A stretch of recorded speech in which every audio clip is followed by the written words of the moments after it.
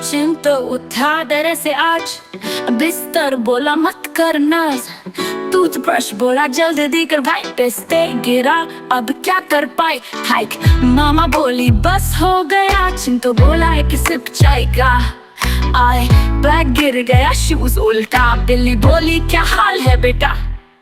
School की घंटी बज गई जोर, चिंटू दौड़ा खोल के डोर, मास्टर बोला लेट हो फिर, चिंटू बोला बस ने किया डिले सिर। सब हंस पड़े क्लास में जोर, चिंटू बोला बस अब से नो मोर।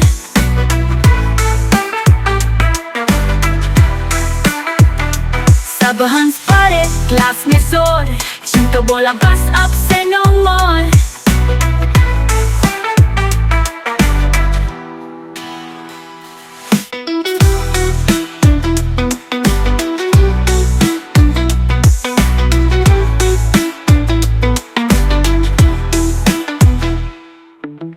सब हंस पड़े क्लास में जोर, चिंटू बोला बस अब से नो मोर।